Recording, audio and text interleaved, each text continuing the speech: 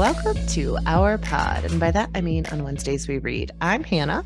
I'm Laura. And we are two best friends who do a deep dive into a new book series, one book at a time. Today we are closing out the plot of Bloodmarked. And we are cycling through Legendborn. And what a cycle it has been. Before we get into it, Laura, what are you reading, watching, and or enjoying? Okay, so remember how a few weeks ago I told you I read this cute YA graphic novel on Selkies? Yes. And you were like, that creature sounds totally up your alley. I can totally see you loving it. Yes. I purposely sought out another book about Selkies and I loved it so much. So I read Sea of Souls by N.C. Scrimgeour. I think that's how you say it. Scrimgeour. Scrimgeour. That sounds right. Okay. It's a book that's based in like Scottish folklore, and we follow Isla Blackwood, who is like a noble person. She's like the lady of the house, but she's raised as nobility, and she's always kind of felt like trapped within her home and doesn't really want to take on the responsibility as like lady of the house. And so once she lady of the house, master of the home. I love it. What do people come here if not us breaking into random musical theater? Oh, great. But anyways, so once she is older, she decides that she's going to go off on a ship and she's going to like learn how to be a captain and navigator on a ship. And she gets a letter when she's at sea from her mom that's like, hey, I'm really sick. You need to come home because there's something I need to tell you. When she gets there, there's all these like weird reunions and everything. And she finds out that her mom has passed away and that she didn't make it back in time. And while they are preparing for the funeral and everything, the estate is attacked by Selkies because in this book, Selkies are a dangerous creature that have been doing like massive violent raids on this community and the surrounding areas. And the only people that are of use to fight with them are these sentinels who have magic throughout them. And they have the old blood in them. Okay. And so Isla ends up fighting her way out of her family's estate and being saved. Her and her brother end up being saved by, I guess you can call him like a knight. He's not really a knight, but he's like a sworn guard for their family who has been with them and trained them since he was younger.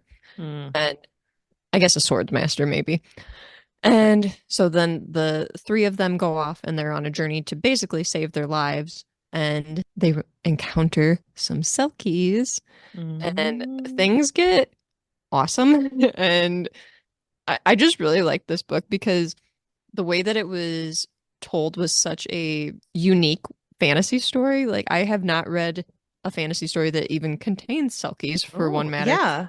And so I really enjoyed that. And there's all these other like Scottish folklore creatures like sprinkled throughout this that I'm hoping in future books we'll get more of them because this is going to be a series. But the author did a really good job of like sprinkling things in there where you get a taste of them and you're like, oh, I was kind of hoping that this would happen. Shoot. Right. And then like later on, the author would like bring it up again and you're like, oh yes, here we go. And so you get that like kind of bait. And then it goes away. And then you are given a full dose of it again later, I guess, in the story. So that was really cool because I just really enjoyed certain plot lines and within this. And then I don't know. I just really thought it was a well done story. There's a lot of action. At times it was pretty gory, which could be gross, but things were shocking. There were twists that I didn't expect, which I really enjoy in a fantasy book because often I feel like I'm like called it. This was just a really good book. I really enjoyed how the author wrote the twists into it. I enjoyed the relationship that was written into this. It was kind of just the perfect amount of romance, and I really enjoyed the family dynamics, and I just loved it. I was documenting like my progress as I was reading the Kindle version because once I got to like the 30% mark, I just wanted to keep reading. I couldn't stop. And I love that when you experience that with a book. I And know. I think it was just one that I sought out because I was like, Selkies, I have to read more because I love Selkies. And I was not disappointed. It was just a ton of fun. This book was really, really good. I really enjoyed it. So if you're looking for like kind of a different kind of fantasy where you're getting the Scottish folklore of it all and you're getting a lot of sword fighting and a lot of mystery because that that was something that also kept me hanging on because I'm like, okay, Yeah. we need the reveal here. What's the secret? What's that secret? What's going on? And there were a lot of moving parts that the Oh, author tied good. together really well. There was one section that I thought was like, and this is kind of in like the third quarter of the book where you typically do have this type of thing happen, but it got a little bit slower in the pace. And I Yeah. didn't really enjoy that because it was very fast paced throughout. Mm-hmm. But that's like my only nitpick with the book where it's like, okay, I enjoyed so much of it that I'm willing to overlook that slow paced part right there because it was just a lot of fun. Yeah. But Hannah, I haven't really been doing a ton because I've been kind of busy with other stuff. I know. It's So kitten season, guys. So do yeah, not hold Laura to the high standard you hold her to yeah. throughout the rest of the year. She gets busy and there are goats involved, cute baby goats. So follow her on Hopefully I'll have some soon because I'm at the point right now where the goats are about as wide as they are tall.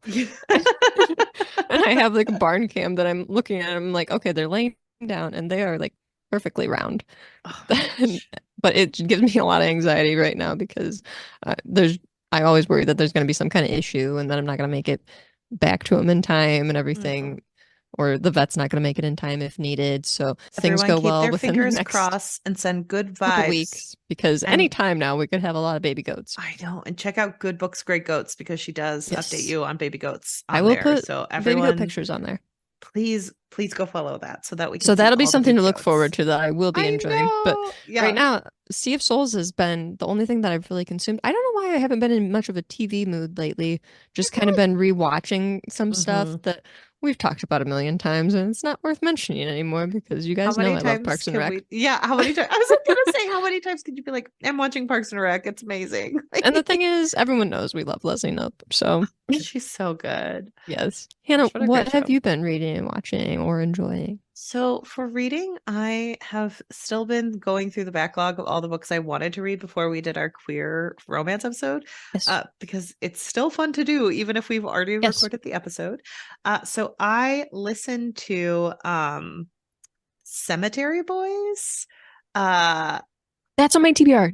okay. Did you like the audiobook? So the audiobook was amazing. Okay, so Yes. it's written by Aiden Thomas and I love this book so much. I listened to the person who does the voices is or the voice is amazing. The way they are able to change their voice is just excellently done.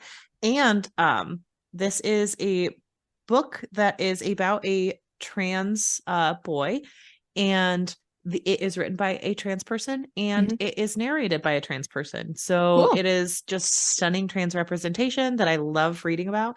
And this book is so freaking cute, Laura. Like, Aw. I love this book so much. I just thought it was Aw. so amazing. Like, it's about a trans boy who grows up in a Latinx family where they have brujos and brujas who are able to commune with ghosts, and the women all heal, and the men all help ghosts move to the other side before they lose themselves. And he is a trans boy in a community where that is, not Mhm. known or Mhm. understood. And so they hold him back from going through his initiation because they think he would not be able to go through it because he was not born into the body he wanted to be born Mhm. into. Uh, and so at the beginning of the book starts with him, and I'm not ruining anything, but it starts with him kind of working against that. And then he meets a ghost boy who was in his school who is the most adorable human I've Oh. ever met. And I love him so much and I want him protected from Oh. like all bad things.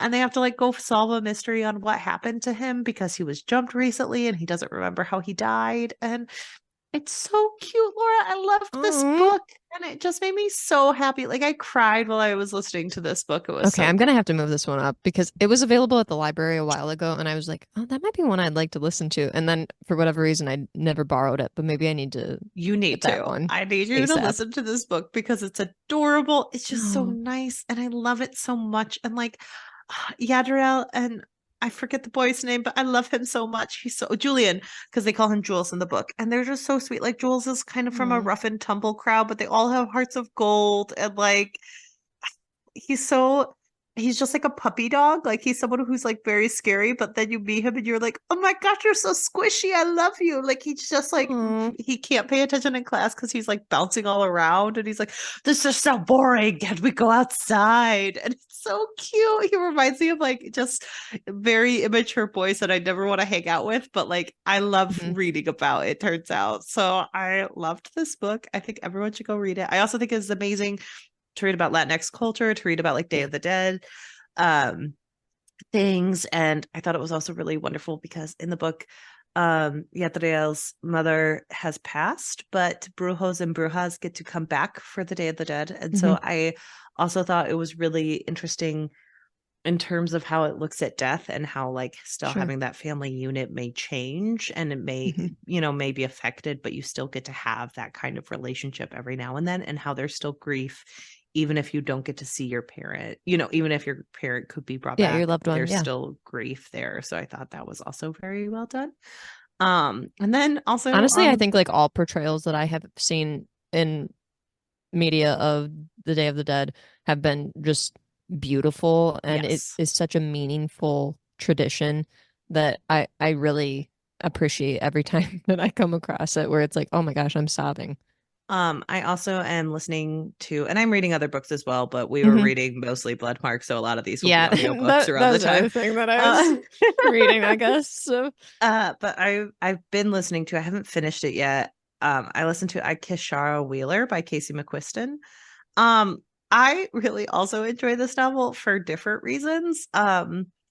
I really like the representation in this book. The main character is named Chloe Green, and she is like she's struggling to be first in her class against the like this girl who's kind of perfect. And they go to a Christian academy, and her rival's like the prom queen who's like blonde and perfect. She's like on a billboard that like pushes the school out to people, and like her father's the principal.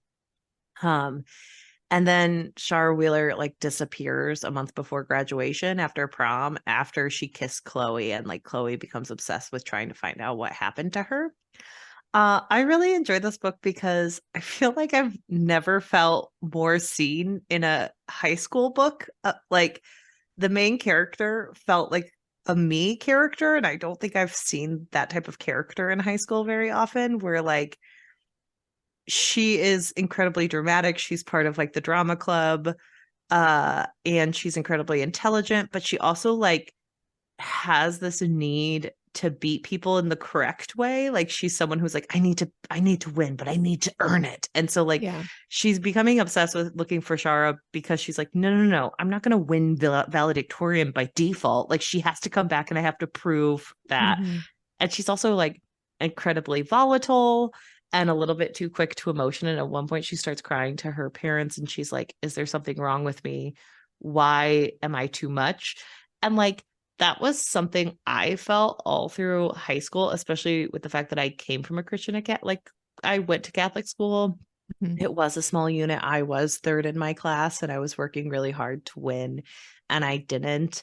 Um, and I remember being a very angry individual because I didn't, and I still struggle with my anger. Like I am quick to yell sometimes, just at things, not at people. But like I know that I have that in me, and I don't think it gets talked enough about, especially with girls. Like we never Hmm. let Hmm. girls be volatile in books or movies. Women aren't allowed to have a range of emotions. We're Yes, allowed to be nice. or cry. And I think that there's something to be seen. Like I was I a wouldn't very even necessarily say women are allowed to cry because it's made a joke of that's true. by other people where it's like, But it's like so emotional. You're probably on your period. but like in books a lot of times like girls are either Hmm. very happy or they're crying Yeah. because they're angry or upset. But like Chloe gets mad, and I was someone Mm-hmm. who got mad. Like, I was someone who yelled. I was someone who Mm-hmm. threw fits. And like, I'm not discounting that that wasn't the correct way to act, but also Sure. like boys got to do that and they were teenagers too. So like Yes. girls have just as much anger or frustration that boys do, and we're not There's allowed to definitely a have double it. standard. And I really just enjoy seeing that in a book like this, that is also about like identity and about messing up with your friendships and about how like, and I was someone who grew up thinking I was too much for a really long time. And I really struggled with liking myself for a Mm-hmm. very long time. Like, I had one friend in high school. She and I had a horrible friendship breakup Mm-hmm. because I was too much. And like, so seeing that happen, a lot of the similar things happen with Chloe. And I just feel like I've never seen a character quite like this that I felt so connected to, especially since like she's bisexual. I didn't realize I was bisexual in high school, but like Mm-hmm. feeling out of touch in a Catholic school, like I remember being a little bit othered, not in the same way, but Yeah. because I was, I was very liberal, or I was very like, progressive with different Mm-hmm. things. And I remember feeling like I never fit in quite right. And so Mm-hmm. like reading about her experiences was very like, I don't know, it was a little healing. Like, I kept wanting to Yeah. cry because it was just nice seeing someone who reminded me so much of myself, and like wishing, like she at one point cries because like one of her friends, she's like, I don't think I can go to college without you. And I was like, oh my gosh, I remember crying about that. Oh. Like, and so it's very beautiful. I would say that like this is probably my favorite Casey McQuiston novel out of the three I've read of Wow. hers. But also because I think sometimes with Casey McQuiston, I never liked the main character a lot. It Mm-hmm. always felt like other characters were more important. Um, I really and I enjoyed One like, Last Stop. yeah, really liked it. Like, I don't think I've disliked any of her books, but a lot of times I'm Did always you like, read why Red, are, White, and Royal yes. Blue? Okay. hmm Okay. But I'm always like, there are so many more interesting characters who aren't Yeah. just kind of the same. Uh, but I did really like this one. I don't love the ending because I think it's a little bit too rah-rah for where it's going, but I did enjoy a lot of this book, and Mm-hmm. I was very happy with it. So I those, I and really like that for you though. That I think yeah. that's nice as an adult, especially to be able to read a book and say, you know what, I really could have used something like this, hmm and I feel seen through this book, and knowing now that it's out there for other I people to know. have it. So I think that's great because there are probably other Hannahs out there I know. I hope that so. would Hope they really appreciate having a book like this. I hope they don't throw things at their cousins if they have to move in with them, because I definitely did that once. I Hannah didn't buys one of I these didn't Char aim Wheeler it books at and like him. writes I in the was front, just "Don't throw something at your cousin. You are loved," and then in leaves it in a little free library. in my defense, I wasn't throwing it at him. I was just Just throwing it throwing it in near him general. because I was really upset about it. And later in life, I apologized to my parents, and they said, "We got it." But this just I really enjoyed that. And then for watching, I started watching season 3 of Abbott Elementary. I won't ruin Love it. anything because I know Laura watches it, but it's such a good show. The first episode is 2 parts, I will warn you, because I was like, Okay, why is it going on for so long? And then I was like, oh, because it was 43 because it's minutes long. long. But they do have one of the actors from Never Have I Ever. And so I was Oh, very which one did excited they to see get? him. They got Trent. Really? Yeah, I love Trent. I know, so do I. So I was like, oh my gosh, Trent, what are you doing here? You look fabulous with your I love cut him in hair. Superstore too. Yeah. So He's the uh adopted son of Sandra. I did not know that, but oh wait, I did know that. Sorry, I He's watched him on the amazing. Superstore. He's so funny, and he's very funny at the show. I really enjoy it. That Hmm. show is so good. They have so many random like throwaway lines, like, um. Oh, what's Barbara? Barbara this season, I'm gonna like ruin Uh-huh. one small joke for you.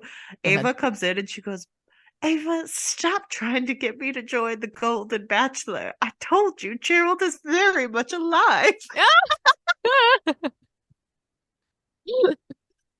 Oh, it's so funny. I love Barbara. that show so much. It's so good. Ava Um, cracks me up. Like the she's stuff that so she says funny. is hilarious. But I love her so much. but honestly, you can't get any better than Quinta, like she's my favorite character on the entire show. I see so So many good. TikToks of her when she like makes the joke at what's her face? When she goes like Southern Philly on her because they're like talking about the pizza party and she's like, "Oh, I'm gonna put a whole can of whoop ass on you," something like that, and then she runs down the hall for no reason. Uh-huh. So, such a good line. It's so funny. That's a But great yeah, show. My good mom and dad show. started watching it. They're not as good about watching comedies Mm, as I am. Like, I think it's just a preference thing that they yeah, prefer like drama series, and I prefer comedies where I can just like watch comedy after comedy after comedy after comedy with no pauses. But they kind of prefer like the Downton Abbey of it all, where it's like a more yeah. dramatic series. But they've been watching some of Abbott Elementary, like slowly working their way through, and they've mentioned to me like a couple things, like, "Oh yeah, I really like this character," So good. and I kind of like that, where it's like, "Oh, good, I'm Good. introducing you to a Yeah. show that you like." I also um I will say that one of the Kelsey brothers makes a cameo. Yeah. Is it Jason? Yeah, because I Oh, mean good, in because he's in Philadelphia. Philadelphia. Yeah. I would really like.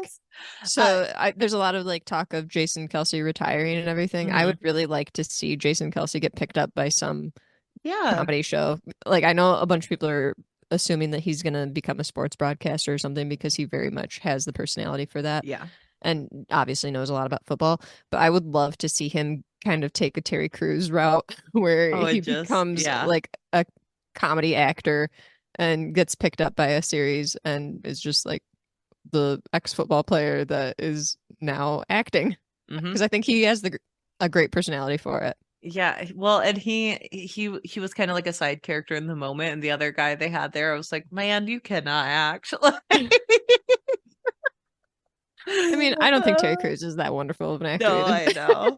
Another But like another football player I would like to see get more acting jobs is Marshawn Lynch yeah, because he's he's so very funny in funny. that one episode of He's in Brooklyn Nine-Nine, but he's in he was Murderville, yeah, which is Murderville. He was hilarious. super hilarious in Murderville, and everyone was like, "What, Marshawn Lynch? Why? Why are you Yeah. this funny?" No, there's certain people where it's just like, "Yeah, you get it. Mhm. I like that." Yeah, so that's watch some Abbott Elementary so we can talk about it Yeah. next week. I'll 'Cause have to get caught up on that one. I don't know why my brain has just been like, you don't want to watch anything new. You just mm-mm. need, and for whatever reason, I don't know, maybe you go through this too, where there's like a bunch of shows that are coming out right now that I want to watch, but Yeah, and then I have this thing where it's like, I cannot start a new series at the moment. You have to have something that you already know how it goes because there's the dedication to watching it and yes. taking in all the material that I'm just like, I'm not ready at this Well, moment. also for some reason, I have just been all about like the worst television. Like any procedural drama that I Mm. know is going to be absolute dog shit, I will watch All of in a it. heartbeat. And I'm sitting there like, what? I'm not enjoying myself. Why am I doing? So I started watching the TV show Found, which has Zach Oh. Morris. Yes, Zach you've Morris mentioned this fame. before, I Yes, think. that I started watching it. And I watched like 8 episodes. Like I Oh, watched wow. too many episodes, Laura, of Found because it's So you're not saying that good. I don't need to watch it. You don't need to watch. And I'm pretty Okay. sure your parents might like this type of show. And so They I do probably would. apologize. If they are listening to this, I am very sorry for anything I'm about to say about Found. I apologize to It's my favorite show. Laura's parents specifically. Everyone else, I will fight you. But like Laura's parents specifically, I'm sorry to. But like it's not good. It's not good. Like Mm. it's just like it's Shanola Hampton like hiding Zach Morris in her basement and he's helping her find people after he kidnapped her. And like So it's like it does revenge kidnapping. it does like backflips to make sure that like he like didn't sexually abuse her because like it wouldn't be okay to lock the man in your basement who sexually abused you, but also like he was still messed up. And it's just like the backflips they do to make this okay is so weird. And like Here's the thing. It's not okay though. And like there's no instance where kidnapping someone and locking them in your basement is okay. Like it wasn't okay for him to do it. It's not okay for her to do it. You don't have to try to jump through hoops to be like, it's no. okay because he didn't abuse her.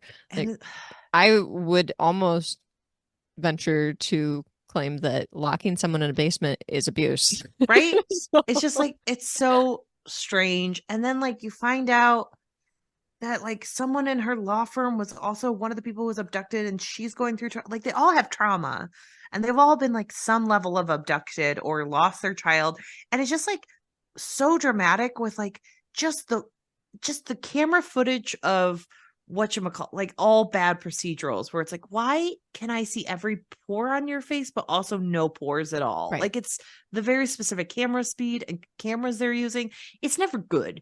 But like I watched like 8 episodes of that out of the like many out of the 13 that they have. And it's like, Hannah, why? You weren't enjoying it. So I wish I was watching better television, but I'm not. I wish I was watching better television. I will say that Shogun is coming out soon. That looks very good, and I've been wanting to watch it.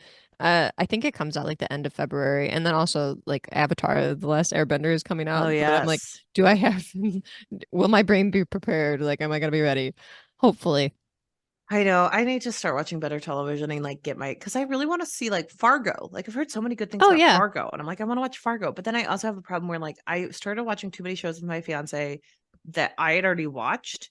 And Hmm. so now anytime we watch TV So together, it's now shows he's I've already trying to get through watched. them. And so like last night I had to walk because I'm trying to do more steps because I'm trying to lose weight for my wedding. Because yeah.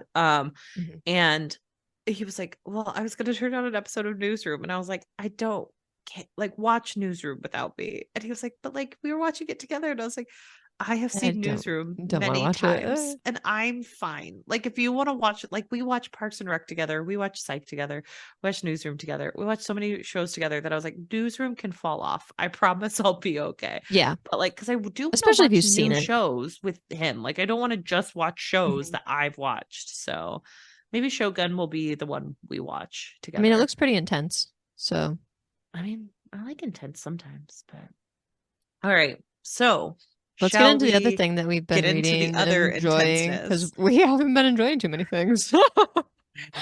Oh, that was just like a long rant. But yeah, so we left off with Arab no, not Erebus, with No, Valak, right? Valak or no, Valak. it was Well, it was Erebus. No, Erebus. it was It was Erebus Erebus. because there was like the big, like they Yeah. exploded everything, Yeah, they right? exploded Wasn't that? everything and So Erebus here's was the like thing, coming Hannah. Like I after. have a lot of trouble remembering what happens in this book.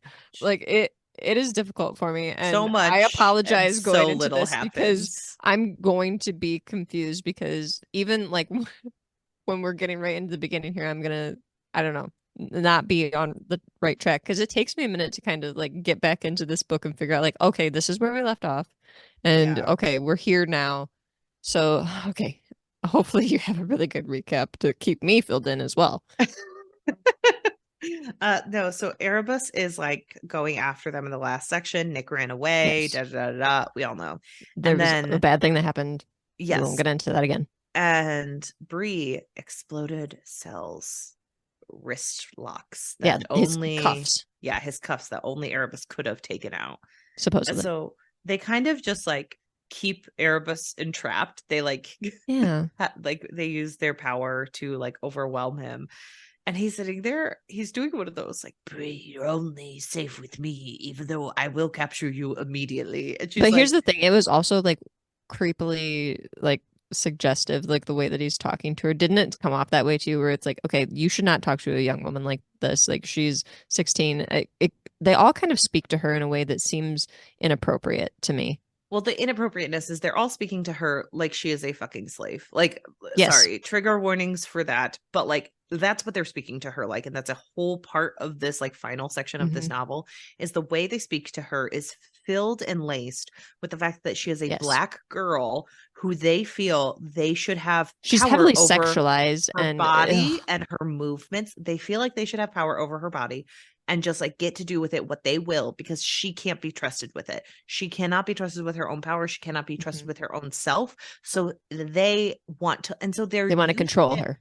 as this like, and that's why it feels sexualized, I think, to you. Like, I don't always read it as sexual, but I get what you're saying Maybe it's because because I listened it's, to the audiobook and the way that they mm, do the voice is like, yeah, that could be. and Yeah. it's like, ew, Because it please always just feels don't like they're speak sitting like there being that. like, I know best. And it's like, no, Mm-mm. you don't. Like, you do No. not know this girl and you're just trying to like capture her.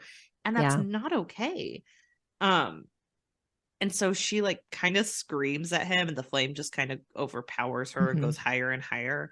And then they're able to sort of quickly get away if they can, even though she burnt like way too hot. And so she comes to, and Cell is like running with her, and he's like, "You're gonna call all of the demons because your powers are just too much." And then Yeah, because we're still at a point where like nobody can really explain why she's so powerful, and they're all a little confused. Like even the people who are supposed to be like the ones who know, I they know. don't know. And like Cell is obviously incredibly exhausted. And he's also saying the most like messed up shit to her where I was gonna say he's also the most he's like incredibly awful. he's so he's so bad at like liking someone. It's Mhm. uncomfortable because he's like, Yeah. "I could taste you back there." And she's like, Ew. "Ew, Cell, you can't just say that what you could taste me," even though she has said the same thing to him. She's like, "It's different when I say it." But at the Um, same time, she's still a little bit like, I okay. know. And I'm just, no, thank you. No, And thank you. so someone is like, "You guys look like you're having fun," and it's Valak, and that Yeah. is who Valak is. And I was Um, like, okay. And because he says something sure. like, am I interrupting? And it's like, okay. It's like, sure. And I do like that, like in this sections with Valak, Alice will be like, "Yeah, he's just up front and actually Mhm. like communicates his emotions." And they're all like, "Yeah, he's also like 200 years old and hitting on a Yeah. It's like, 16-year-old." this Like, is not right. Like, why is he so it's old? wrong in different ways. Hmm. And so he kind of tells them like, "Look, you are way too powerful. You put way too much power on stuff, and now everyone will be coming after you. So Yeah. we have to get you back to Volition because it's just not okay." And then they are Well, attacked. had they been at Volition before? This is me not Oh, remembering. sorry. Or is No, this their you're right. They first? haven't This is gone their to first. Volition yet. And yeah, They, and then they're like, "What is Volition?" And so then we're there. yeah, then we're there because wait. Oh my gosh, If I'm remembering right, I could be wrong because I so many things remember happen. so many things happen, and now that you're bringing it up, I'm like, is this where they go to Volition, or have they I been think there this is yet? their first trip. If I'm Okay. Because I remember they watch were somebody be with like, "This is not the first trip." I legit cannot remember if we talked about it, and that sounds right. Um, I'm wanting to say it's the first trip, but well, because I not. thought they I'm were not a there hundred and they percent on ran that. away from, they had to leave together to go after Nick. No, that's not right. No, They they were haven't been at. there yet. Yeah, I thought I'm they were. sorry. They were at the This hasn't railroad happened stop. yet. Yeah. Strike that, reverse it, take all of this out. Uh, so Valak is there, and he's like, "Oh my gosh, you guys look like you're having fun. I'm gonna hit on Bree even though she's a Can child. I join? Ew, Valak, stop. Can I join your weird little thruple? I promise I'll be fun." Yeah, that's basically what Valak is like. And then he says, "You need to get to Volition before you set off another one of those root bombs." And so he says he has a Porsche, so they're like running to get there. They are attacked. And I do like this because like they take him out, and Fallon goes, "That could have been one of my patrons. That probably wasn't good for business." Valak is funny. I know. And during this He's time, creepy and he's inappropriate, creepy but and funny. inappropriate, but very funny and a little bit lighthearted that we needed Yeah, for this section. yeah. If Because he there's a wouldn't lot of hit heavy on the things happening. 16-year-old, I wouldn't care. He would have Yeah. just been funny man, but he's funny icky man. So, but Bree during this time is able to sort of get her armor around her, but it's not as effective as she'd want it to be. So she gets scraped, and Yeah, like the flame armor, the ether armor. yes, and Cell tells Valak to go get them help because they can't move Bree at this point. And Right. so then she like wakes up and William's there, and he's kind of yelling at her for getting slashed and being like really just very beat up.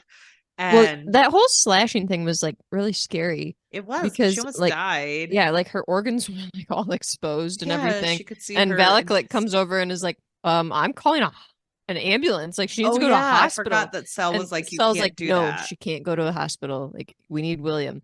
And so then Valak has to like run through the woods like Edward Cullen style. I know. Go get William.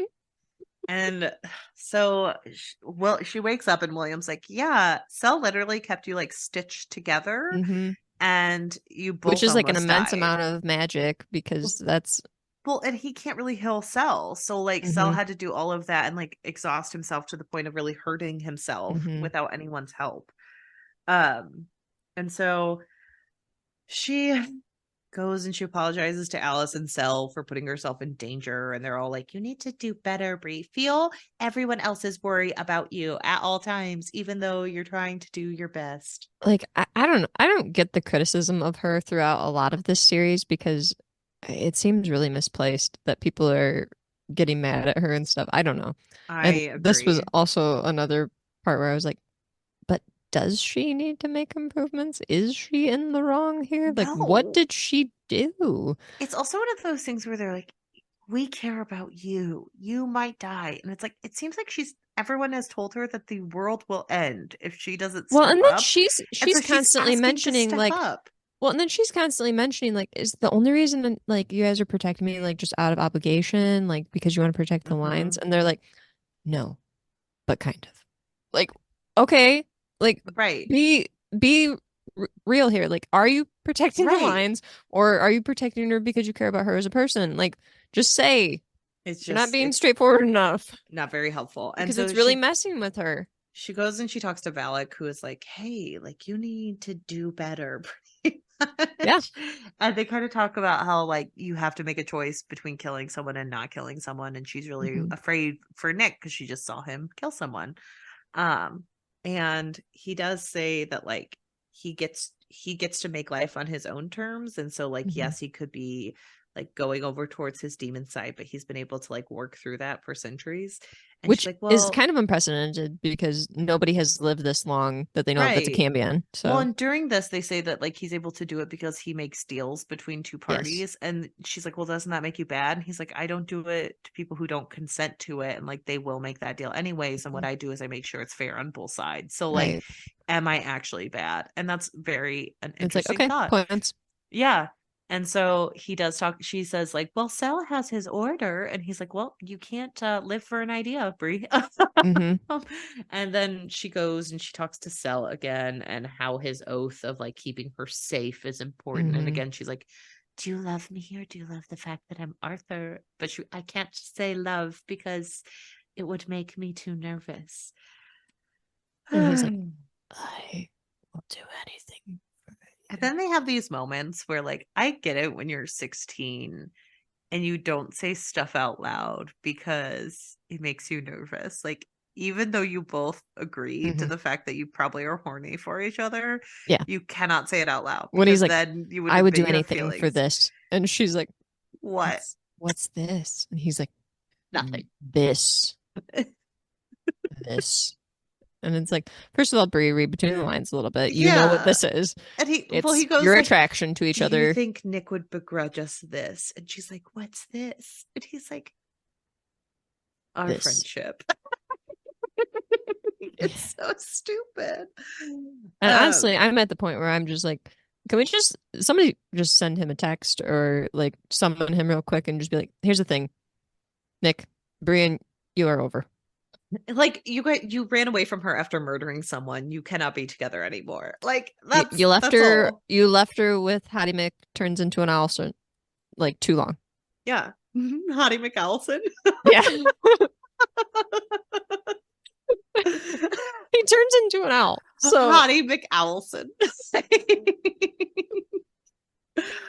So yeah, they are gonna go to they're they're like getting ready to leave while more passengers arrive.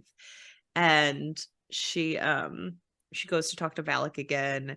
And this is where she's like, oh my gosh, you're actually a good guy. And he's like, why do you guys just assume everyone's shitty but you? right, Um, and so then he realizes he like wants to look at something inside her because of the way she burns, and he was interested.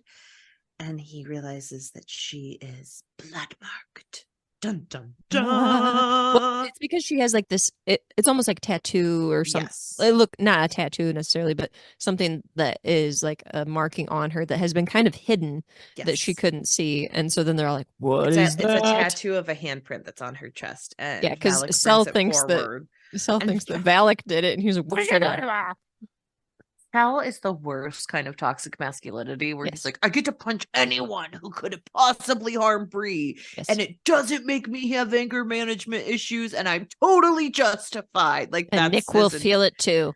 oh my god. Nick will feel his murderous intent. Every time they're like, He felt my murderous intent. I'm like, did I'm he? bothered by that. I am bothered. You're bothered by the phrase murderous intent because No, him that's what doing that, like manipulating that, like, isn't that weird? Like, I just think it's weird with I don't know. It's he weird knew that whenever I they wanted to describe kill you, that. so he did too. And it's like, okay, what? Come on, that's weird. And then he was really messed up about it.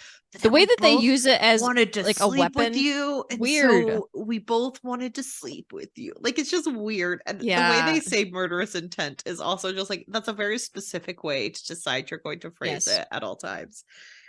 So anyway, Valak is like, well, blood marked Anywho, means that a demon has marked you and said, like, basically, you, a deal has been made yes. And she's with like, one of but his ancestors.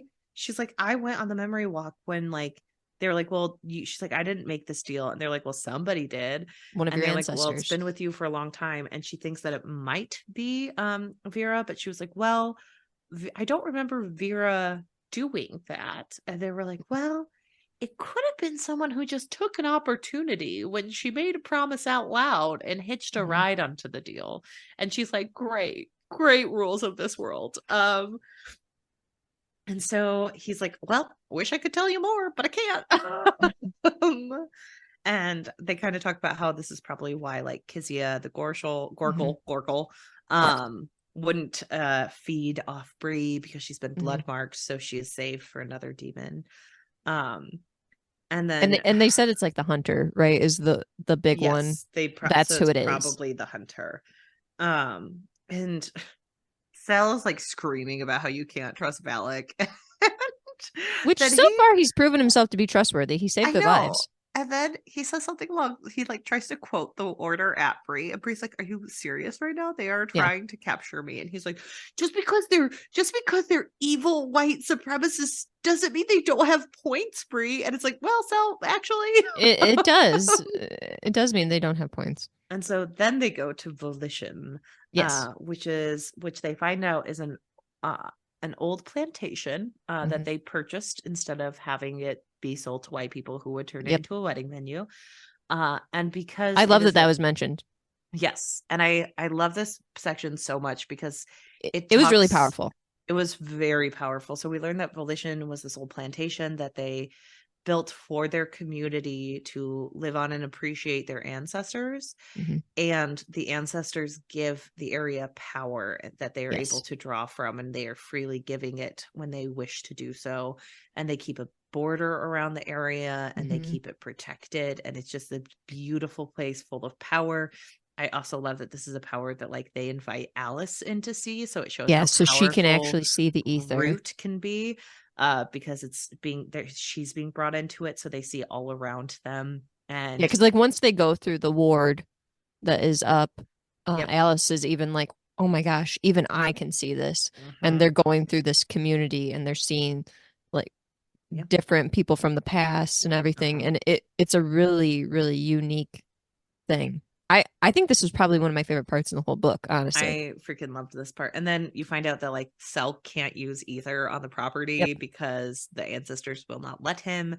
And there's certain places that only their own ancestors are allowed in. There's a home that only Bree is able to go in. I think it might be like the main house, the main plantation house. Only root users are able to enter there and stay there. And Bree says, like, oh, I might want to stay with my friends. And they're like, no, you would dishonor the ancestors. Like, you stay. She's like, well, can I invite them in? Is that how it works? Kind of like with the ward. And they're like, no. And so it's very much about the respect of where you came from. And all of those things. So she goes, and like for the first time, Bree like sleeps soundly. She doesn't feel like, I loved this part too because it shows it's because she's in a community around people where she feels safe and taken care of. She says that it's a place of her own to rest. So there's a lot of discussion about the difference between root and ether in these moments, and like how the order a lot of it is magic. A lot of it seems to be like depends who you talk to type thing. Because they mentioned like Patricia being very much like, no, it's not ether, it's root. But then some of the other people they talked to are like, well, they're all kind of like interchangeable things depending on who you talk to, and the different ways that this ether is able to be accessed are all very much connected as well. Right. And they also find out about like, because there's like the 3 ways that you can get ether. Yes. You beg, borrow, or steal. And so there's, the kind of thing of like borrowing, stealing of the order, those types of things. And other people beg through making bargains. So they do talk about all of that and all the differences of it. They also talk about the fact that like a lot of times with root, or ether, it loves living things. So they think that that's where her blood is able to be used in such a unique way. And they're like, well, that's probably, and then using the focal point of the Pendragon is also very powerful because it is using something from the line. And so they're just, because she has to like use her blood on it as well, too. And I like this because William is also learning from the root users, where he's learning about like how to use it medically and how to use all these different things. Healing. And he's like, this is fascinating. And so they decide to have like a ceremony for Bree where she can find out like who was marked with this like blood marking. And they have the ceremony that only she's allowed to be in, and she calls each of her ancestors with her blood. She gets to see her mother, and she asks if which she is knows really sweet. I know. She like asks if she knows who the hunter is, and she's like, I do not. But like I love this because Bree is like pretty much keeping composed, and Alice is sitting over there sobbing, and she's like, yeah, I feel that way too. And well, it's nice too because she's like, I knew you'd be here for her. I knew that you'd help take care of Bree, and I'm like, oh, what a great like friend and family relationship we have here. And so she kind of talks to all of them, and no one has ever seen the hunter except for one who kind of saw him, Jess, who like had seen the hunter. And then there was one other woman who said that he watched her die. And then they get all the way back to Vera, and this is not a happy reunion. No. And so Vera is it's a very interesting section because Bree is kind of like, it was your bargain that did this to us. You brought him to our door through your need to keep protected, and it was your use of root and like keeping us bloodbound that did this. And Vera is kind of like, you know nothing of my pain. You know nothing of what I've been through and what I did to make sure we survived. And Bree was like, look, I can say, like, you're right, I don't know anything about your pain, but what you did to us was also unfair. And it's a very interesting like dichotomy between like the pain and suffering of past generations and what it is allowed to do to the future generations. And I thought that was Bree, I think even at one point is like, we're cursed because of what you did. And she's like, no, we're not. Like, I saved us. Like, you should be happy that I've been able to pass these things on to us, that I've been able to like decide how to keep us going. And she's like, now it's your turn. You need to keep this line going. It's up to you. Like I did the work here. Bree's like, what if I don't want to? Like it's so good. Oh gosh. And so Vera leaves because she is a sassy woman who's like, I do not need to be here. She's like, I'm over it. Disrespected me. Yeah, like I earned your respect. And Bree screams that she's not done with her yet and accidentally blows the roof off of the root dome that they're in. Yes.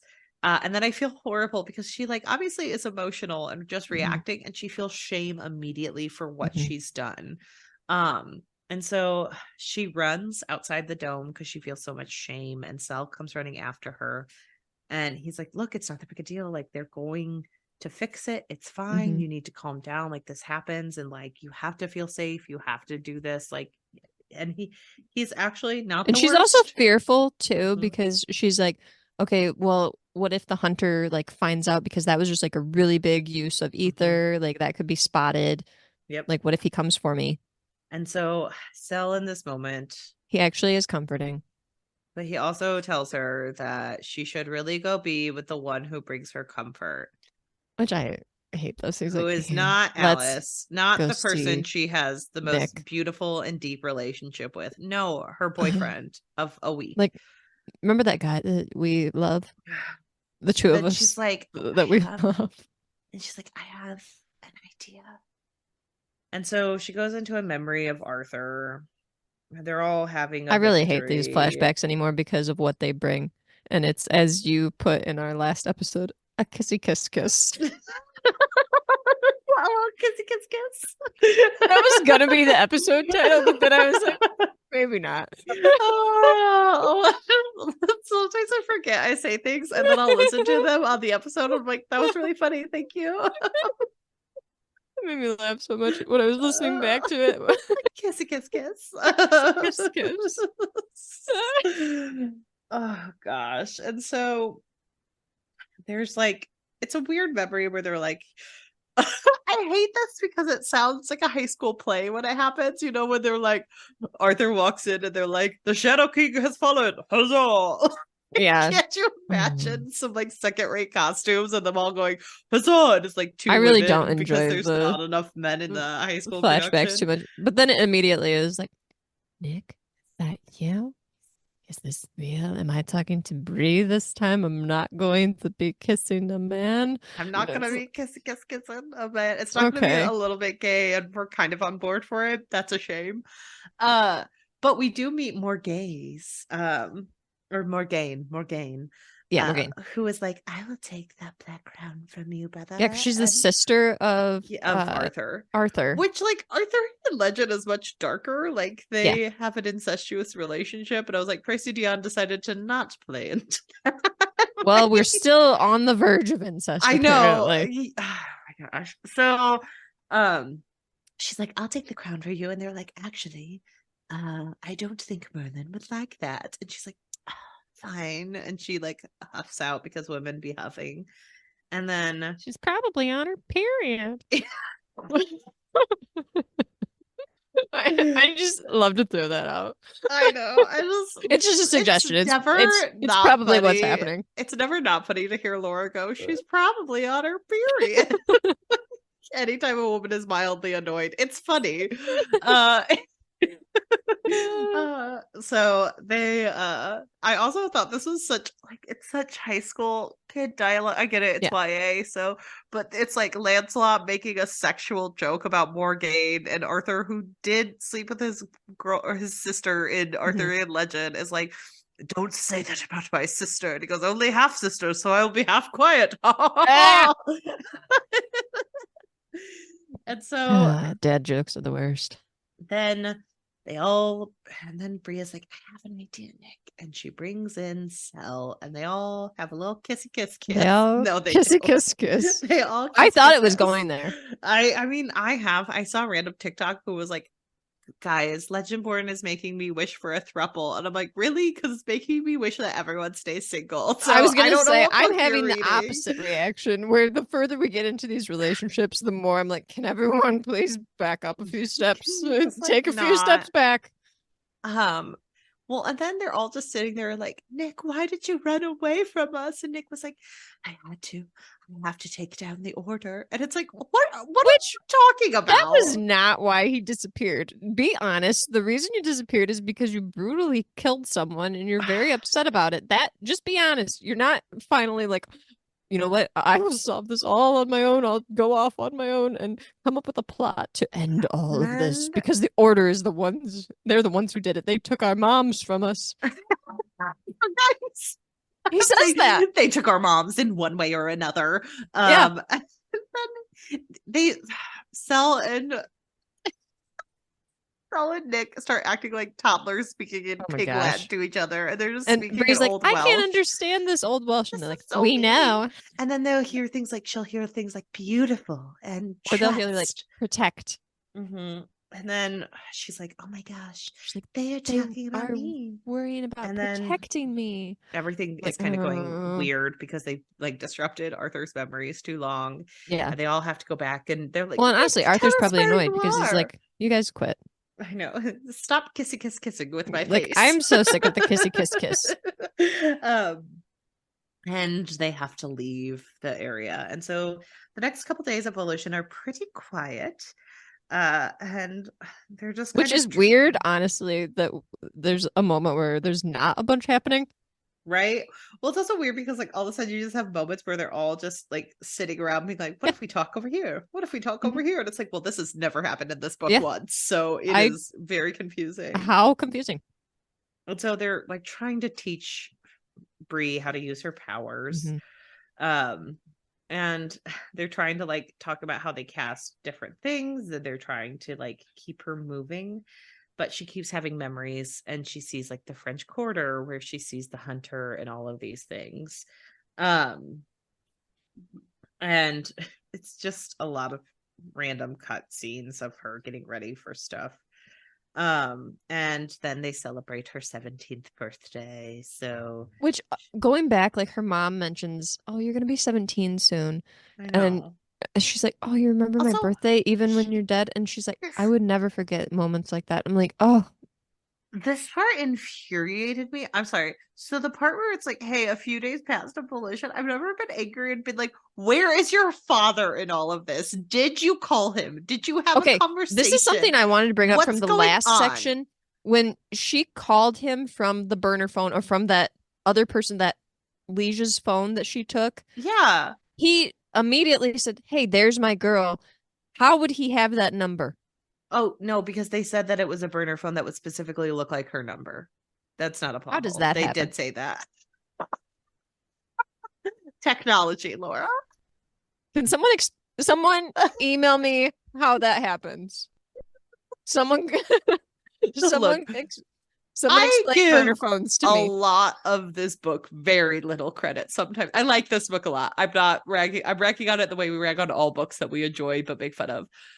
That was not one of the plot holes, because they did have one or two sentences saying it clones our numbers, so it will I look missed like that our part number. Okay. completely. Yeah. There was a reason she said, hi, my girl. Did this stop them from ever calling him once again? No, because it is her birthday and she has not spoken to him. And that is deeply concerning. Why is he not checking up more? Why is the school not checking up more? How She hasn't been in school. these are two 16-year-olds that are missing. They're truant. Like, they're truant right now. They should be in school. This is why how you troubling. can see that we are adults reading this book. We're like, truancy is happening on the page. Where's her father? But anyway, Stella's like, I've got a present for your birthday, girl. And he does what every 17-year-old fuckboy does and takes her to some fireflies. And he's like, look at the fireflies. Isn't this a beautiful moment? And she's like, remember when you called me Cariad? Do you want to talk about that right now? And he's like, no, what does that mean? And he's like, what does that mean? He's like, you never looked it up. And she's like, I did have William tell me. Just like Hannah said to Laura, you never looked up how burner phones work.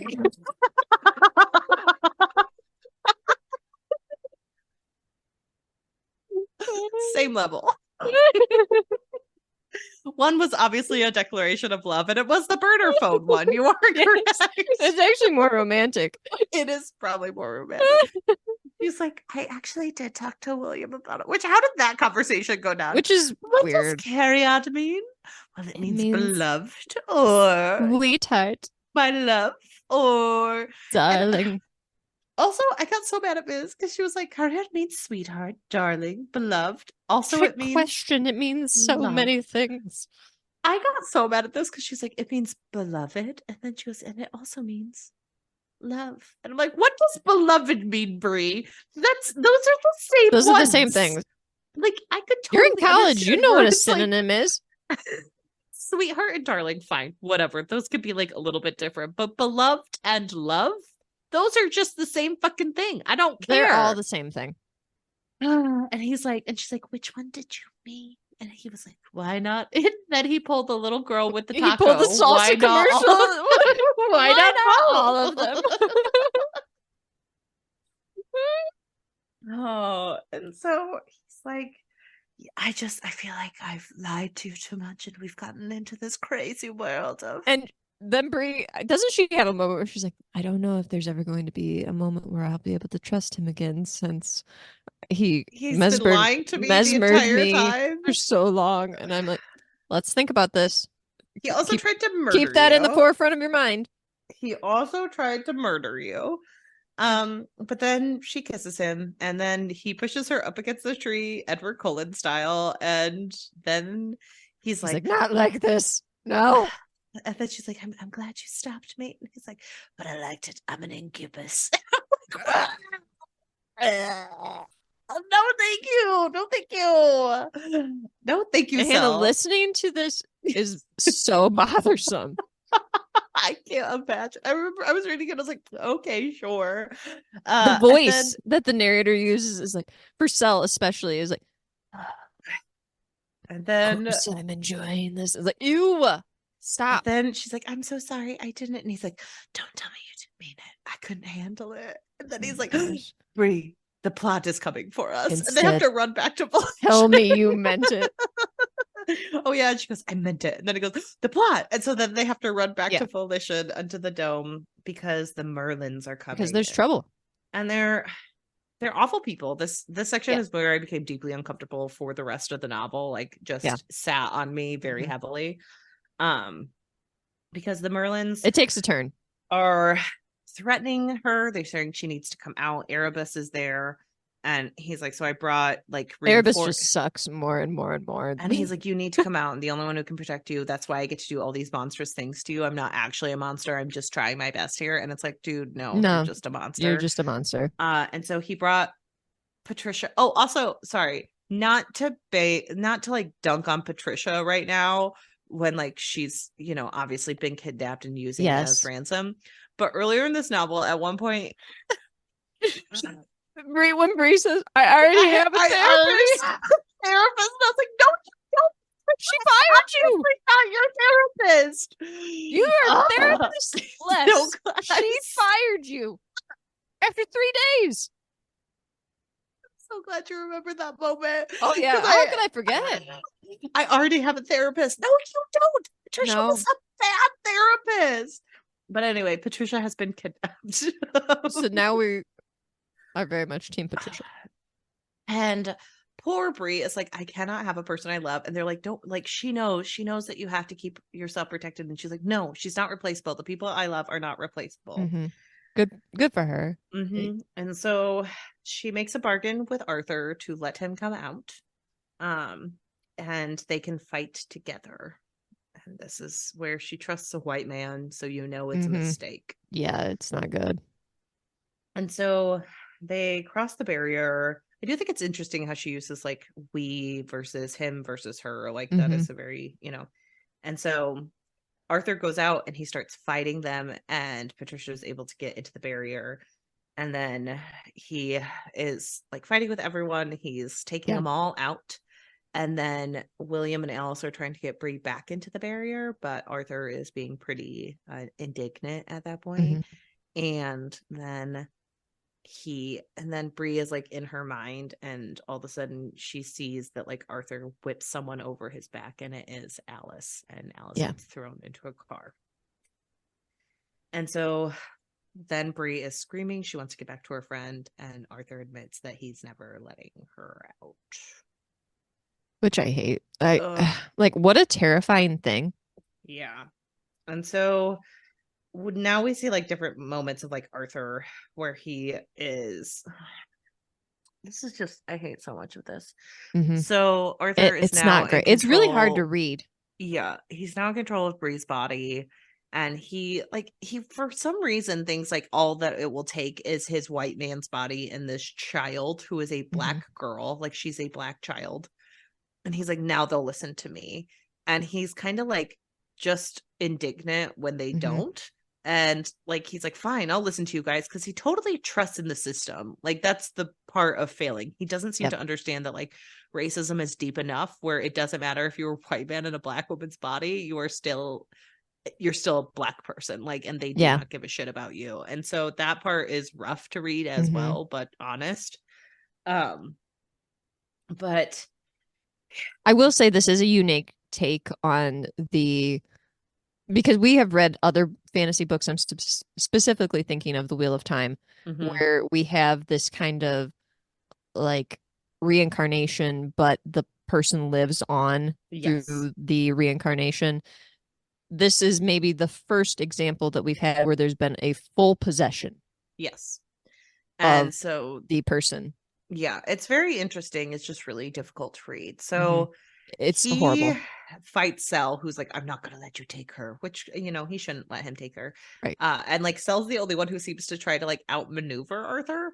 Well, and they're both speaking Welsh and everything too to each other. And then all of a sudden he sees the Shadow King. And then we have Bree waking up inside Arthur's world, and she thinks it's like his memories, but they all have like a different edge to them. And then Morgaine comes in, and she seems a little bit different, like more like flighty a little bit and happy. And so she's like, oh, this must be Arthur's dreams, because he does not have a realistic view of his sister. And so she remembers that he once said that Merlin sent him to his dreams. And so she's like, oh, this is what he meant. He's been locked in his own dreams for a very long time. And she actually does have some, which is a unique way yes, to look at his mental health, honestly, that he is not there. He's been within not necessarily a state of denial, but kind of about his own situation, and just maybe trapped within an image that isn't there. It at least showed like she has some sympathy for him in this moment, where she's like, I could imagine where you would want to get out of this. And so she does like understand in a certain point, even though she shouldn't have to, because he literally just said, I own this body, but she didn't see that. So it's not her fault that she doesn't know that he's that bad. Bree is extremely forgiving and understanding of people who wrong her constantly. Right. But anytime she like whispers about it not being real, all of a sudden there's lightning or destruction. And she starts realizing that anytime she admits that this isn't reality, she gets punished for it pretty much. Well, because it's like storming is what's happening. It's like, oh, lightning. And so then we cut back to Arthur, who's fighting the Shadow King. But the Shadow King can't harm Bree's body, which would mean that he is likely oathed.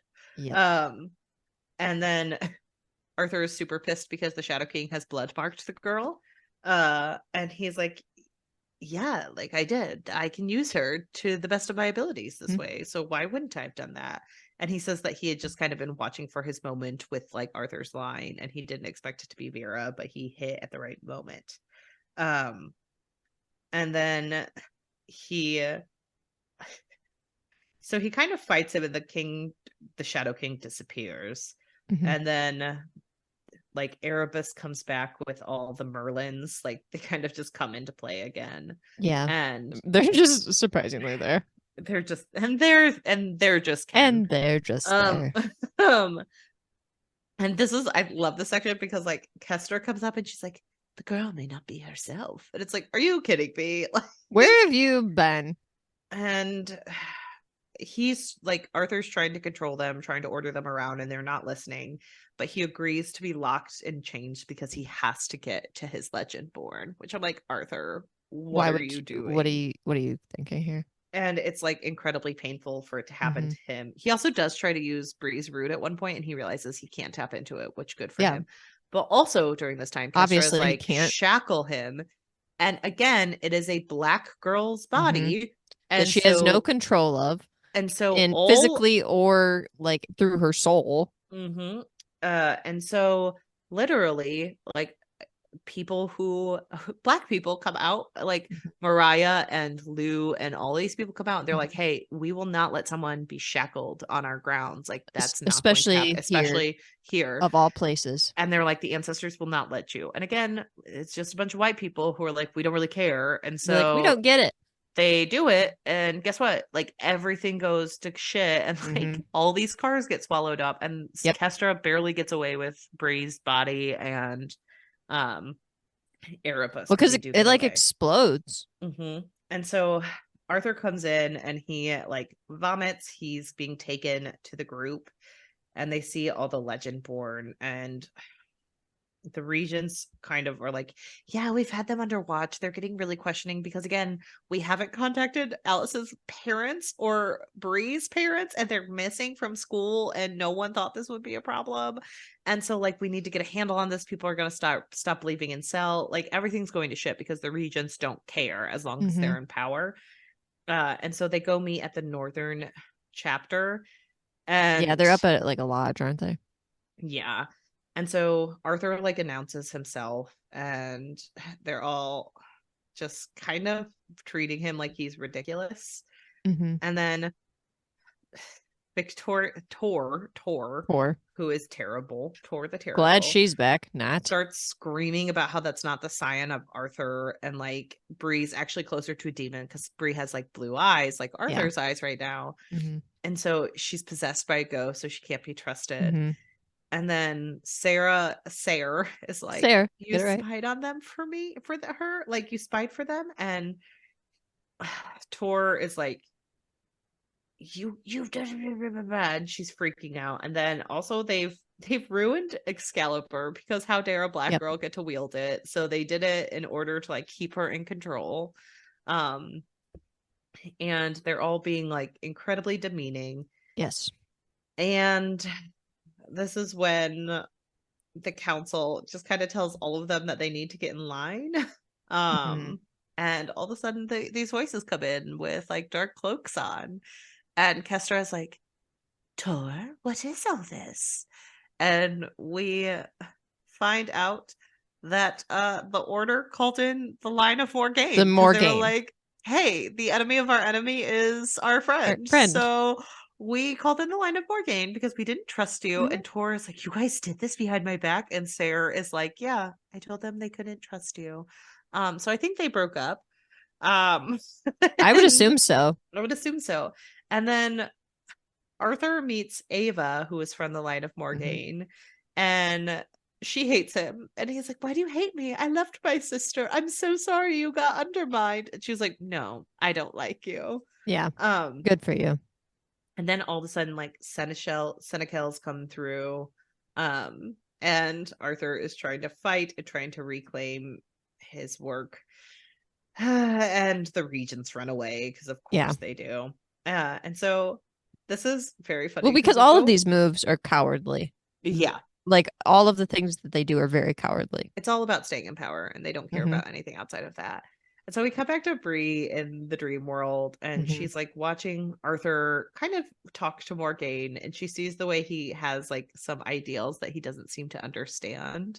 Yeah. And how Morgaine like really wants to like touch the Shadow King's thing. And she talks about how she thinks that it's similar to Excalibur, where it can only be used, like it has like an ether mark for the king. And so he probably wants it back, but she wants to study it. And he's like, no, we can't if Merlin tells us not to. And it's the crown, right? Is that? It's the crown. Yeah, the Shadow Crown.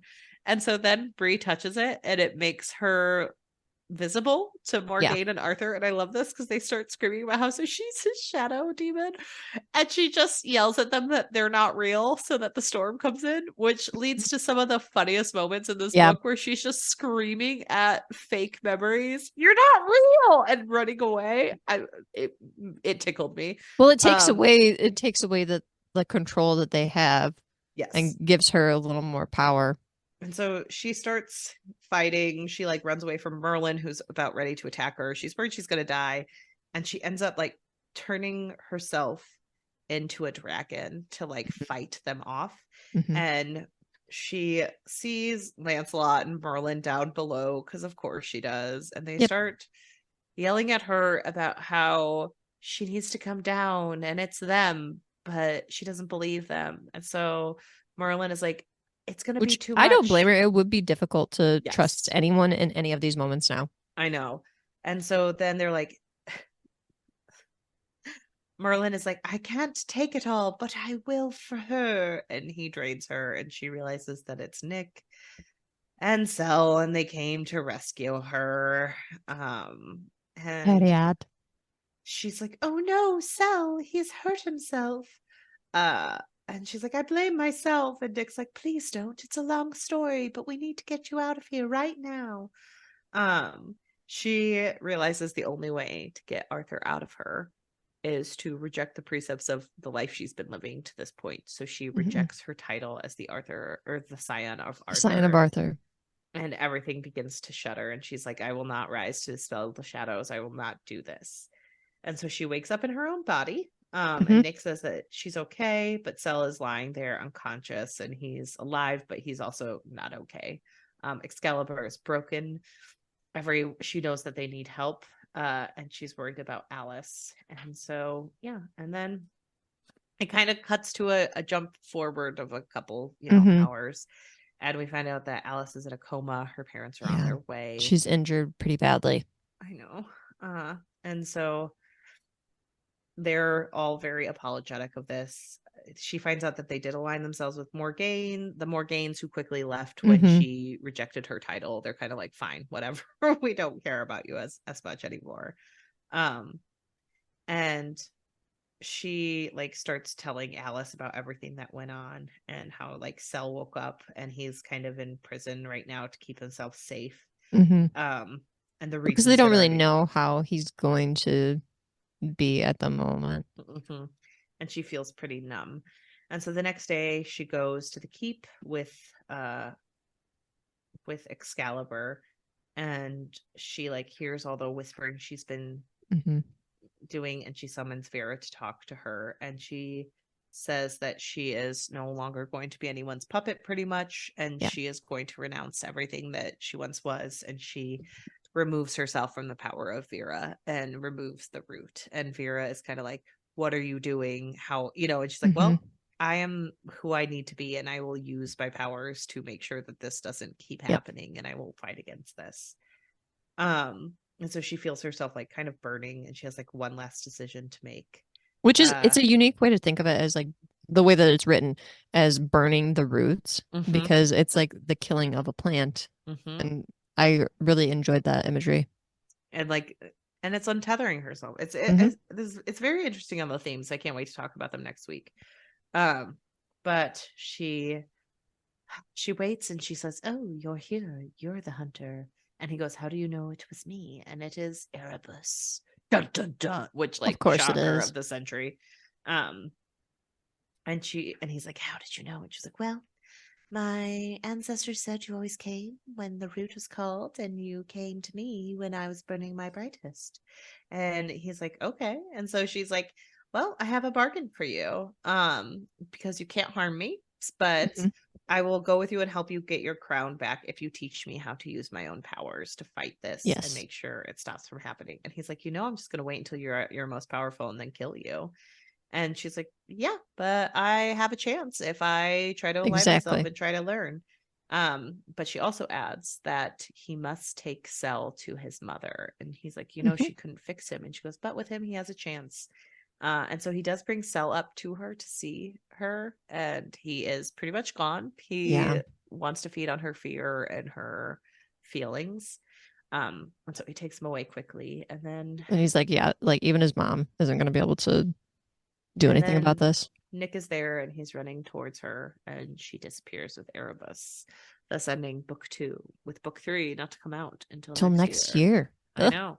We're going to have to do another recap, guys. I'm going to definitely forget everything that happened. I'm going to have to listen to these episodes before I'd be like, who is Erebus? Like, look, we actually need here's what you missed on Legendborn. Here's what you missed on Glee. We're going, I've been traveling with Erebus for 3 weeks now. That's, I haven't seen Nick in ages. And it's like, you barely saw him in the first place. Do you remember what he looks like? So yeah, that is book 2. Laura, what are your initial thoughts? And then we'll do a deep dive next week. I'd say just initial thoughts. This book has a lot going on. A lot going on. It definitely was more confusing for me than the first book. I felt like I liked the first book more, I think, but this one is adding so many layers and there's so many moving parts that I think it's difficult to not be a little bit confused with everything. So I'm trying to roll with it and hoping, is this only 3 books in this series? Is this just going to be a trilogy? I don't know. I honestly have no idea, but like if it's only 3 books, she's packing a ton into that 3rd book. Like, I mean, these are long. They're really long. But at the same time, I'm kind of hoping that maybe it's more than 3 books. Because I kind of need a little more info. I need a little more. Yeah, I need a little more info, a little less of like constant happenings. Yes, I agree.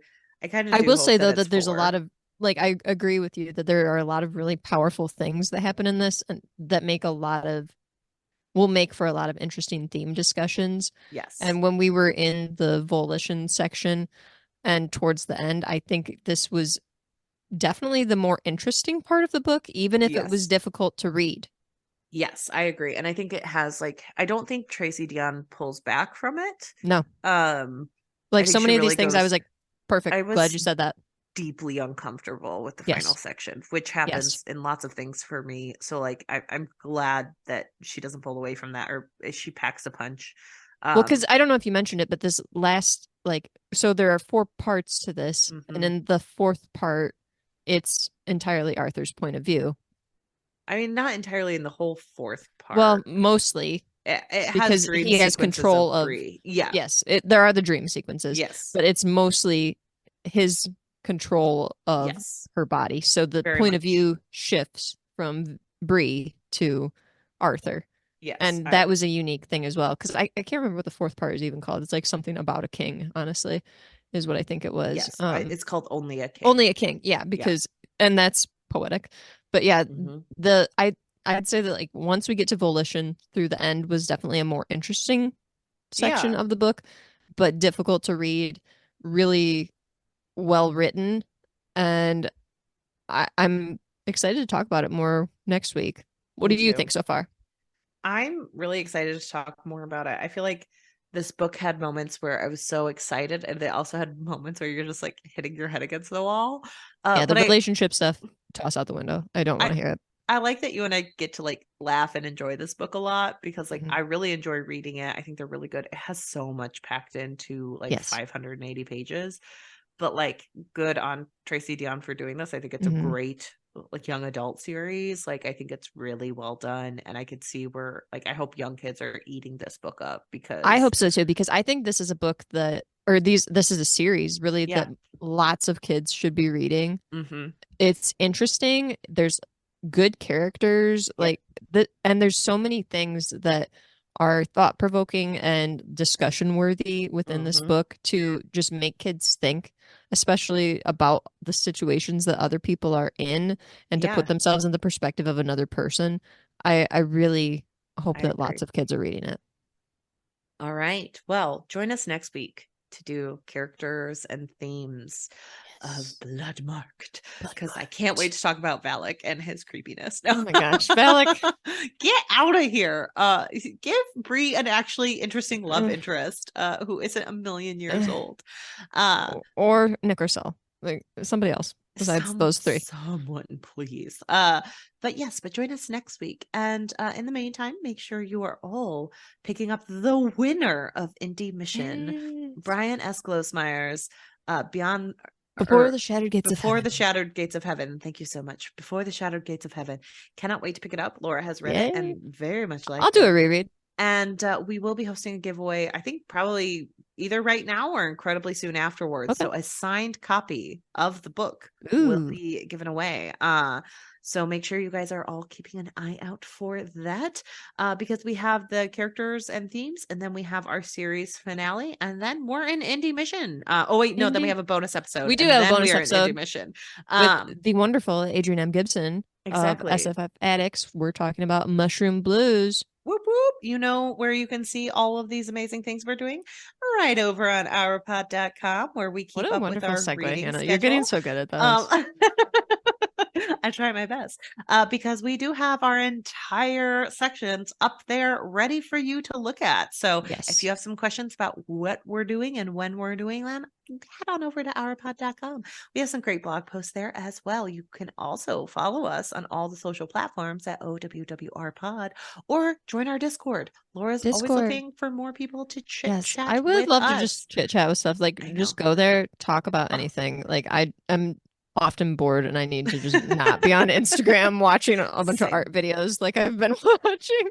You should also join us over on Patreon. We did get a new patron this month. We Yay. have different tiers. $1 is the lowest, and $10 is the Yeah, highest. So whatever you're able and willing to give, it we really helps keep the appreciate the show running. support. Yeah, it helps things like our giveaway that we're hosting. So Yay. make sure you're joining all of that, and just join us next And week. thanks for listening. We I really know. appreciate it. You guys are all great. It's always so fun to do a new series, and this one was a pretty quick Yeah, turnaround because it was only two only books. 2 books are out. but it's fun because like I feel like with each new season we have different people who come in. Yeah, and they get in then the mix. We like it. So I So can't wait I'm for really curious to see who's coming in for the year of the Dresden. who's coming in for the year of the Dresden. Is It'll it be Jim Butcher? interesting. Is it Jim Butcher? Who knows? Hopefully. But I would yes, love join that. us. Please be a fan. Please be a fan of Jim Butcher. Jim Butcher, we know you're listening. Bye. Bye.